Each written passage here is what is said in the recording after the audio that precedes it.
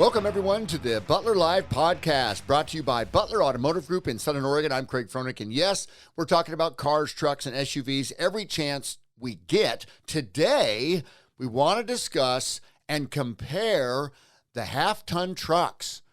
Ford, Dodge, Chevrolet, we're going to bring them all in. We want to see what data pops its head out. And to help me do that is Aaron Nielsen. He's part of our creative team at Butler Automotive Group. Aaron, good morning, sir. Good morning, Craig. Good to be here. Great to have you in. And buying a truck is absolutely, it's a big deal for the family, for whether you're working, hauling, out having fun. You know, the size of the cab, what you're going to do with it. Towing is a big deal. This has been an absolute huge deal with everyone getting out onto the road with campers and SUVs, RVs, whether it's a fifth wheel, whether it's a toy hauler. But a lot of folks have been jumping into a truck and trailer, truck and camper, cab over camper, the whole gamut for the last year and a half, and it's been wild to watch as customers are needing a truck. And it's a matter of, quite frankly, how are they going to find it? We have buried ourselves in data and sheets and research. We've gotten reports from Consumer Reports. We've got reports from J.D. Power. We're trying to be as absolute fair as we possibly can to see what works for folks. And Aaron, I think after all of our research, we came to the conclusion that you've got to get into the truck, right? Yeah, you do. That's exactly what we talked about, because there's so many numbers. It can be confusing, which we've been confused as well. Oh, yeah. Trying to cross-reference, looking online of data we've seen here on papers, and until you get in it, and then you can decide for yourself what is it you most need. But that's also why a dealership is helpful too, sitting down with you or someone like that to go, all right, I don't need this, I don't need that. This is what I'm most concerned about. And then you can fine tune which trim you would need most and what features you'd need. But even then, you have to know exactly what you really need it for. Sitting down with someone and going over that, because it is confusing. And do I care more about gas mileage? Do I care more about towing? Do I want the power? Do I need the space inside the cabin? Do I need the space in the bed? What am I going to be hauling? Am I going to be hauling anything? Is it just more I want a truck because I want to be higher and safer and something that's bigger and better and has all those features? Is it more just you want something nice for your butt? I mean, what is it that you need most? That's what you got to figure out first. And absolutely. So we're going to talk about safety features. We're going to expose some of the miles per gallon, the MPG that Consumer Reports and J.D. Power puts out there. We're also going to talk about towing and payload and all of those issues that are most important to folks. So Aaron, the safety features. One thing we saw right out of the chute is the safety features were not always standard in all of the trucks. They were options in most of the trucks. And it was odd that the F-150, the 2021 F-150, offered the front crash warning, the pedestrian assist, and the automatic emergency braking as a standard feature in the F-150. Very interesting. You had to buy that in the Dodge and the GMC and the Silverado. I think that just shows me that what the manufacturer is most concerned about when they're building these trucks. Not to say it's a bad thing, because you do have options to get these. It's not that Ram or Chevy, they don't care about safety. It's just that you're going to pay a little bit for it, because when you do add a feature to that, you're talking about wiring. You're talking about maybe a button. Oh, the somewhere. Sensors. Oh, yeah. There's so much that goes into it, just as far as a design factor. When you look at the design team and the tech team to be able to go, okay, how can we fit this in? Where does it go? Can this work? So they've just maybe focused more on power and the towing, maybe more, as far as, but they do have the safety, but you have to pay a little bit for it maybe. Right, and then trim levels, it's very interesting to see all of that. But on the safety features, braking, airbag situations, what the truck offers, and I think, like we talked about, we come full circle. The customers have got to go sit in a truck. They've got to drive it. They really do have to see if the controls because I've got Consumer Reports talking about, well, modestly acclimated. What are they? This article, where'd it go? The J.D. Power. They talk about, well, the Ram, nicely appointed. But then they talked about the Consumer Reports. They talk about, this is amazing. Compared with its competition, the Ram 1500 remains a kinder, gentler pickup truck, but in a good way. Hard to follow. Does that mean that it's not as powerful? Does that mean that the seats are more cushy? I mean, what does that mean exactly?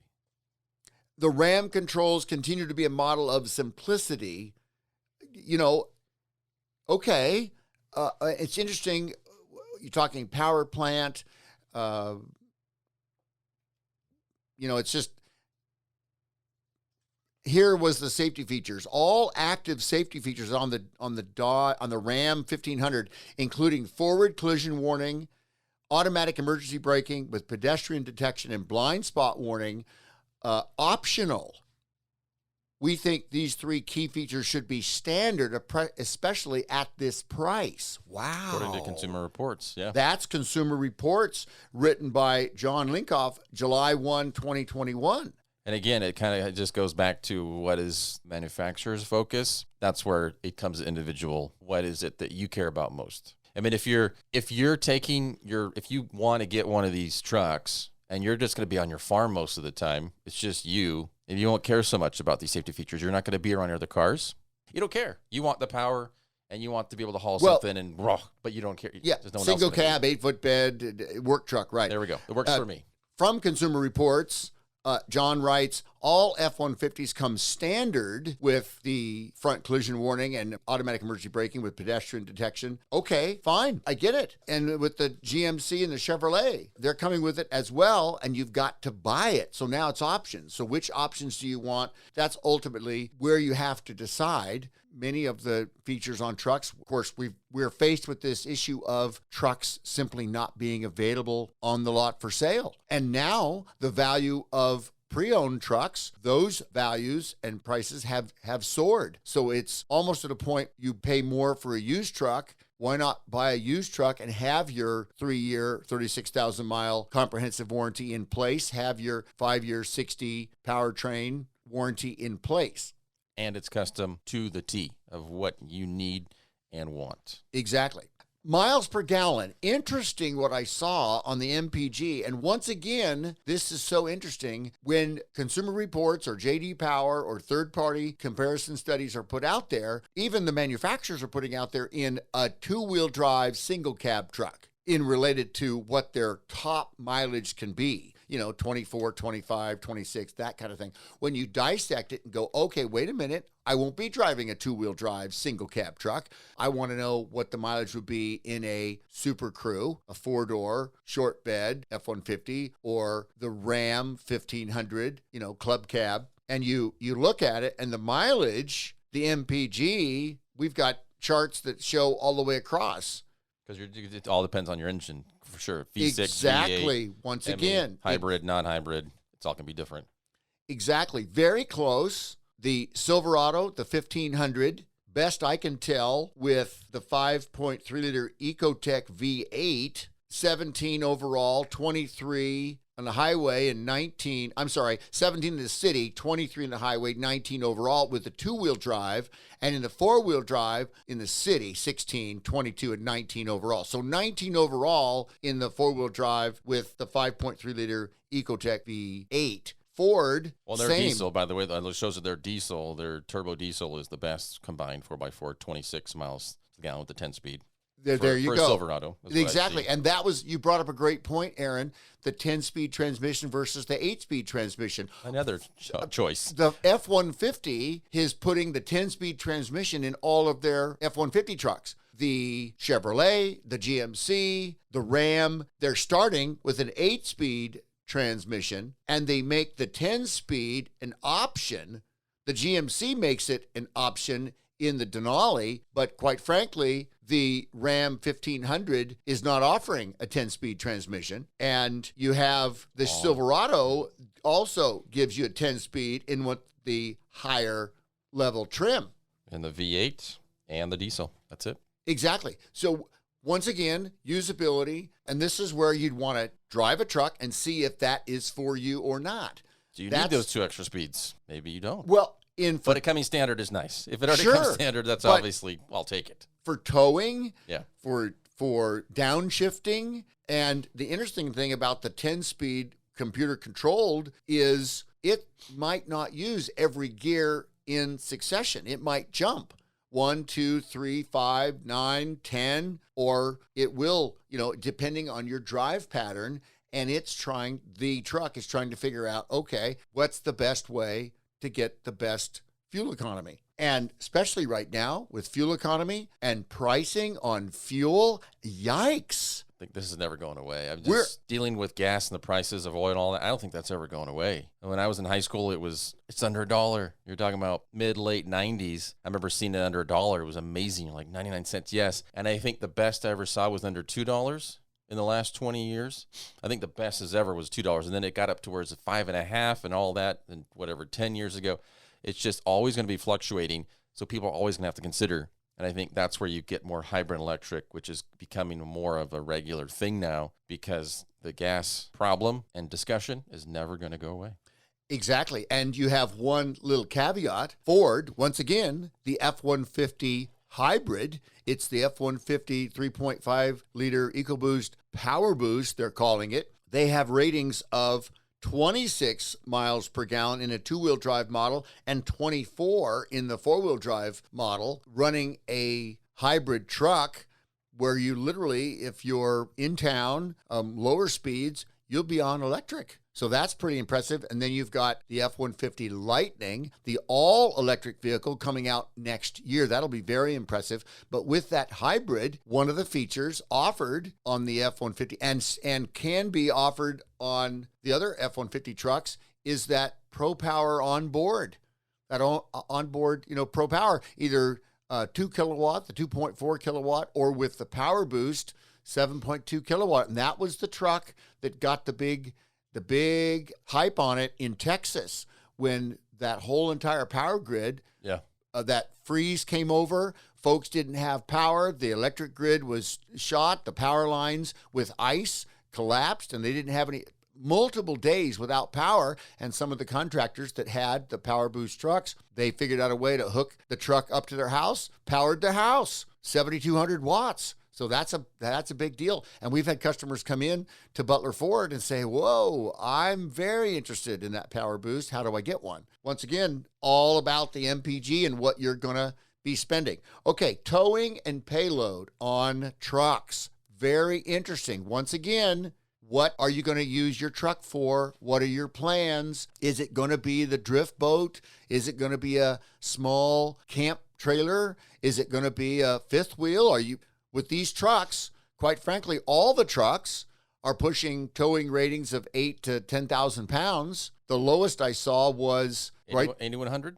Right. This is the Ram, right, the TRX. And that's more of an off-road package. That's why that tow rating is low. So I get that with the suspension and the large tires and everything and the gearing the way it is. So you're closer to 10,000 minimum usually anyway, outside of that. Absolutely. And there's with properly, now this is once again, when you look at the data, the third source, Consumer Reports, JD Power, you have to be careful because they're comparing either two-wheel drive, single cab, or super cab truck with properly configured 11,000, 12,000, 13,000, 14,000 pound towing capacity. And you're going, okay, wait a minute. These trucks coming in at 4,700, 4,900, 5,100 pounds dry.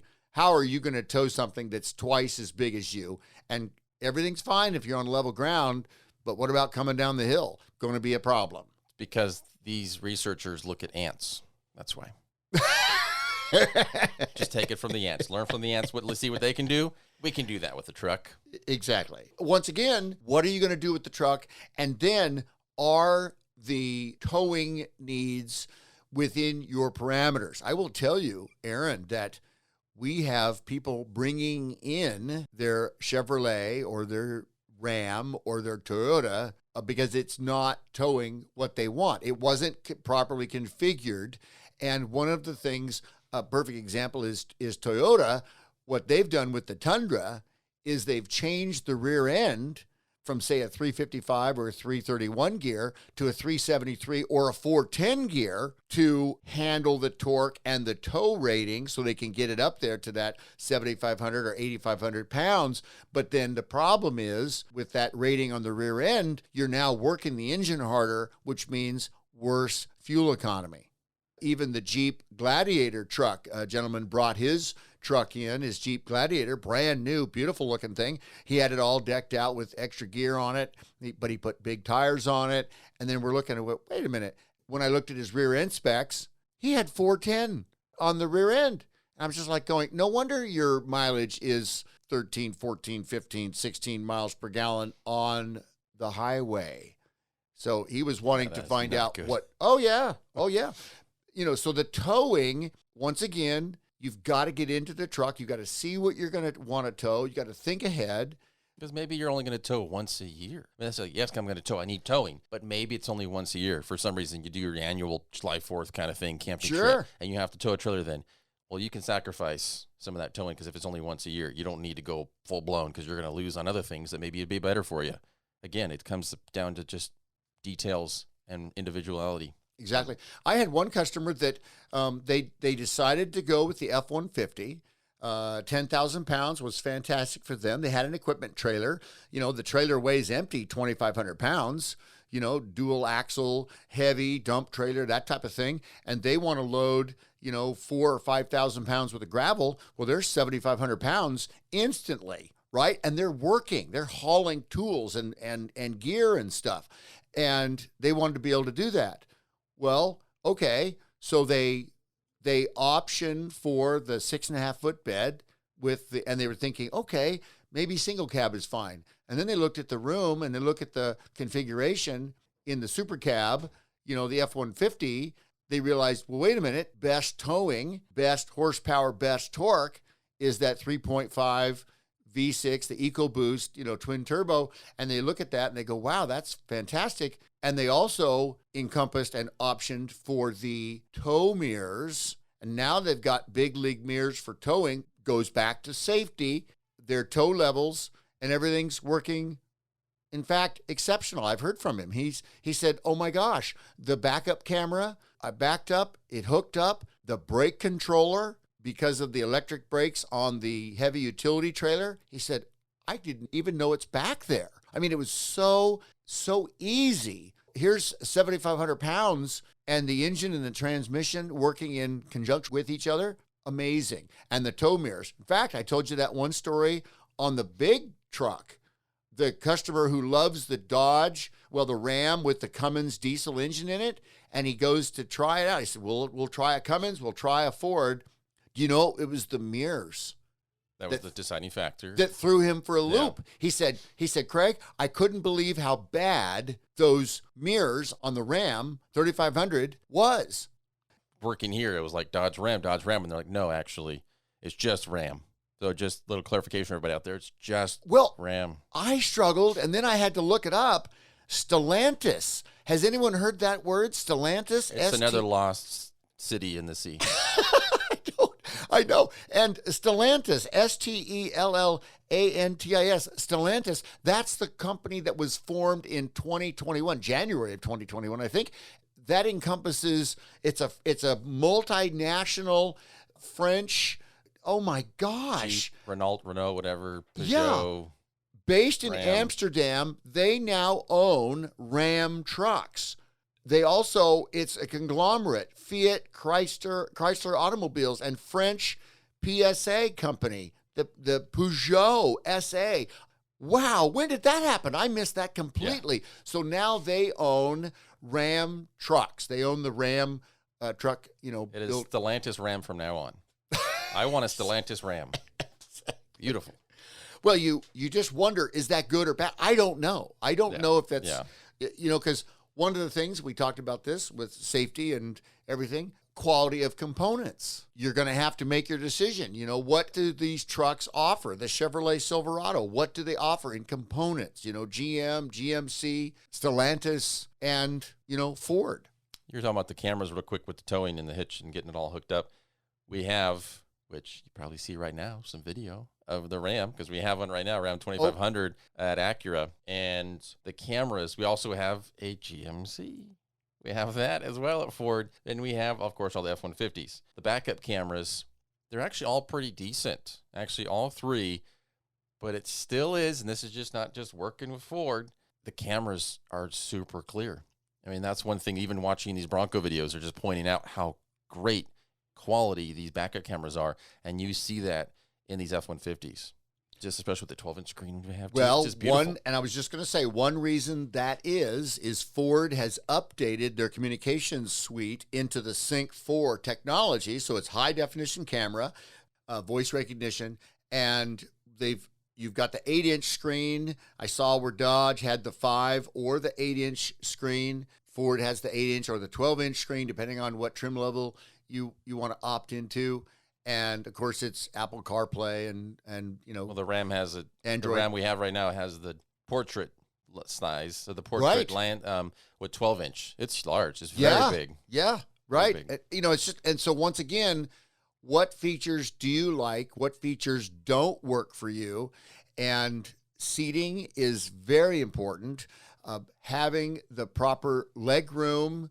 I have customers that'll come right in and the first thing they do is sit in the second row. And this is, once again, comfort and then durability. And it was interesting in the third-party reports, they had pros and cons for all of them, quite frankly. The F-150s won some awards. The Ram 1500 has won some awards. The GMC and the Silverado, they've done well. Then comes the money, what you're getting for the money. And it was interesting. Would you call it like a lost leader when they start at the lower price, but then you've got to add everything? You've got to buy the adaptive cruise. You've got to buy the leather seats. You've got to buy the automatic emergency braking. It's also kind of nice in a way, because like with the Maverick, we dropped that before as well. It's kind of like that where you have everything a la carte. So in a way, it's also nice to have that going. You can actually fine tune exactly what will work for you and go, especially if money isn't an issue for you, then who cares? But if money is something that you also are looking at to try to fit something, that's where you can fine tune exactly. Okay, I don't really need the leather. I'll go with the cloth or this or that, but I really need to focus on the towing. I'd rather have better miles per gallon. I'll do that. So what do I have to do to do that? Maybe I'll go with the hybrid. In that sense, looking at it from a customer standpoint, that's also kind of nice. Yeah, I mean, it boils down to what do you want to pay for, your durability, and then manufacturing warranty on everything. But if you're just to go along with that, actually coincide, if your base point without adding anything is already pretty high, then that's not fun. If you start pretty low and then everything, then that's fine. But if your standard, whatever you're starting with, your base model is already pretty high, then no thank you. I don't want to do the a la carte thing. Well, absolutely. One thing I found, this is something that customers are going to have to figure out for themselves. I don't know why Ram did this, but they're the only truck in this 1500 series with coil spring rear suspension. I looked at that. I went, oh, interesting. And everybody out there, I figured coil spring was standard and always coil spring. What you normally see when springs are exposed in suspension, just that like a helix, kind of almost a DNA helix that swirls up. I figured that was all suspension. That goes to show you and tell people out there how much I know about cars. I figured that was always the same suspension. I didn't know there was another thing, which you're going to get into. And you just talked about interior, and we're talking about pricing. This article, Consumer Reports, buyers may be shocked that the optional seats in our more than $50,000 Bighorn crew cab were cloth and not leather. In addition, the seats themselves looked fairly low rent and were on the squishy side. On the bright side, the driver's seat fully power adjustable. Optional on the safety features. As far as the interior, with this customer that picked out this XLT, which is the mid-level trim in the F-150, it came with the sport cloth, they were very impressed. But he goes, well, I really like the leather. Maybe I'll get aftermarket cat skin seat covers or something like that. Didn't want to go to the Lariat. But guess what? He's to a point where I said, well, maybe I'll try this for a while and see how it works. He loves it. You've got heated seats. You've got the 12-inch screen. You've got all of those features. Now it's a matter of he can do it whenever he wants, but he's not doing it right now. So sometimes if you're thinking about those, again, it's just, we're going to make people sick about saying that, but just where it just comes so personal for you is it might, if the price isn't something you're looking at, it may not be worth it to not get something and then add it later. Where you're talking about the seat covers. Yeah, just get the things with it. Get the Lariat, get the leather with it, and come some other great things instead of add it later, because it could end up costing you more in the end. Just get it now. Be comfortable now. Exactly. Interesting on payload and towing. Here are some numbers on performance specs, and we found from the Toyota Tundra, where did you find their, we had EPA. We did not have their payload. Payload is everybody right there at the bottom. Okay, and there it is. Separate the 4x2 and the 4x4. Yeah, so all 4x4 trucks, Toyota Tundra, 1,630 pounds. In the Ram 1500 Classic, 1,740 pounds. In the Ram 1500, 1,940 pounds. In the GMC Sierra, 2,150 pounds. In the Chevrolet Silverado 1500, 2,180 pounds. But in the F-150, 3,050 pounds. That's all four-wheel drive. 900 more pounds. Oh, yeah. And if in a two-wheel drive truck, max payload rating, 3,325. Now, in all of those, you would have to make sure that your payload, the truck is configured properly. But that's on the payload. And then towing, once again, they're up over 9,000, 10,000 pounds. And then if they're properly configured, they'll go to 11, 12, 13, 14,000 pounds. I did see where the Dodge, I think, in the Ram, the Stellantis Ram, you have to have that configured properly. And even Ford in their specs does that as well. The single cab, two-wheel drive, now all of a sudden you're up over 13,000. But with the max trailer tow package, in the F-150, you're at 11,200 pounds, if that's really what you want. Boils down to what are you going to do and when are you going to cross over and step into a larger truck? Either go with a diesel power plant in the Super Duty, in the Ford 250 or the F-350, or if you're going to go into the 2,500 or 3,500, either in the Silverado series or in the Ram 2,500 or 3,500. And really just boils down to, once again, you'd want to get into these trucks and drive them, what diesel engine partnered with what transmission you would want. Because there is a definite difference between the transmissions that go behind either the Cummins or the Duramax or the Power Stroke. It is a process. I think it's a fun process for folks who are wanting a truck, but you've got to be, buyers beware. You've got to do your research. And then the last final piece is to get into the truck, drive it, try your braking. Put yourself through a braking test.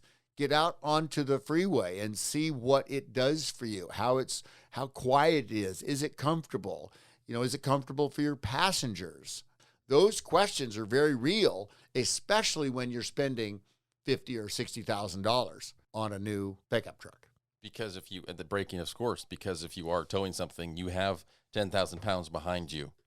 I'd want to be pretty confident in those brakes and feel that. And one other thing I just want to point out real quick was just the size, because just generally the size of these, they're very similar. Just comparing the Ram to the F-150, they're almost the same exact width, just about 2 inches different, and the height on them is only 1/3 of an inch different. You're right. So the size, that's not even an issue. You're going to be almost the same thing where you're trying to fit and park and worrying about that.